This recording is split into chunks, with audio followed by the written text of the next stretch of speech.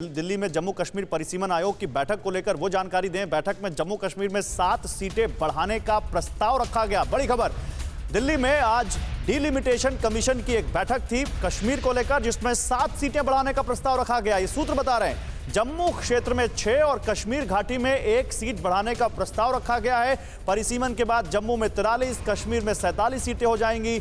9 सीटें एसटी और 7 सीटें एससी के लिए रिजर्व होंगी। 24 सीटें जो पीओके के लिए रिजर्व रखी गई वो तो है ही, तो 107 कुल सीटें बढ़कर अब 114 सीटें हो जाएंगी। और ये तस्वीरें देखिए जब फारूक अब्दुल्ला अपने 2 और सांसदों के साथ इस मीटिंग में शामिल होने पहुंचे और 2 बीजेपी के सांसद जो एसोसिएट मेंबर हैं इस कमीशन में।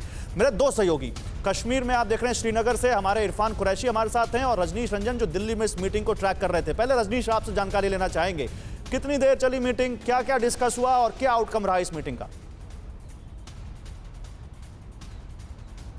देखिए 11:30 बजे ये बैठक शुरू हो गई थी और लगभग 2 घंटे बैठक हुई। बैठक के बाद जितेंद्र सिंह जो केंद्रीय मंत्री हैं और एसोसिएट मेंबर हैं, 5 सदस्यों की जो ये 5 सदस्यों को एसोसिएट मेंबर बनाया गया था जो जम्मू कश्मीर से लोकसभा के सदस्य हैं, उन्होंने सीधे तौर पर आकर ये कहा कि मीटिंग बहुत अच्छी हुई है और बहुत अच्छे तरीके से डॉक्यूमेंटेशन किया गया है। उसके डिटेल्स उन्होंने नहीं बताए, लेकिन उनका यही कहना था कि एक बहुत ही अच्छे माहौल में ये बैठक हुई है। लेकिन बैठक के तुरंत बाद उमर अब्दुल्ला जो दिल्ली में नहीं थे, श्रीनगर में थे, उन्होंने ट्वीट करके ये कहा कि जो 7 सीटें बढ़ाने का प्रस्ताव कमीशन की ओर से रखा गया है वो एक्सेप्टेबल नहीं है, क्योंकि 6 सीटें जम्मू रीजन के लिए बढ़ाई जा रही है और 1 घाटी के लिए बढ़ाई जा रही है।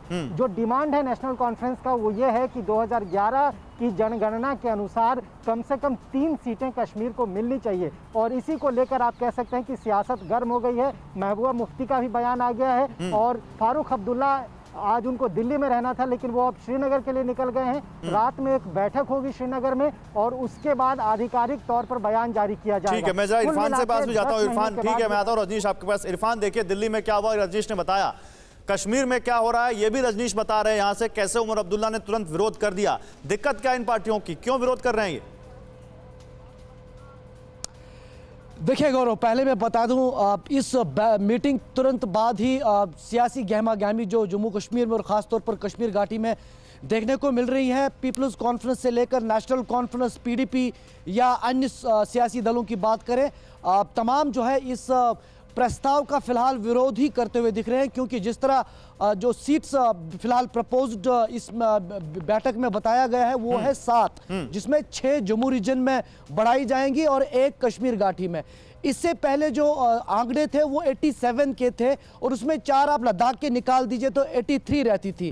अब चूंकि 7 सीटें बढ़ाई जाएंगी तो 90 सीटें मुकम्मल हो जाएंगी जम्मू कश्मीर की, जिसमें 6 जो है वो जम्मू की बढ़ाई जाएंगी। उमर अब्दुल्ला का ये कहना है कि जो साल 2011 का सेंसस है, डेटा सेंसस है, उसके मुताबिक जो है ये जो प्रपोज्ड फिलहाल बताया गया है सीटों का बढ़ना, वो कहीं ना कहीं जस्टिफाइड नहीं है। यही आरोप पीडीपी की तरफ से भी लगाया जा रहा है। सजाद लुन भी लगातार यही कह रहे हैं। तो कहीं ना कहीं फिलहाल जो सियासी दल है वो लगातार इस पूरे मामले को लेकर अपनी प्रतिक्रिया रख रहे हैं। देखिए कुछ देर पहले जो जानकारी हमें मिली, पहले नेशनल कॉन्फ्रेंस कुछ देर में प्रेस कॉन्फ्रेंस करेगा श्रीनगर में, उसके बाद बैठक हो सकती है।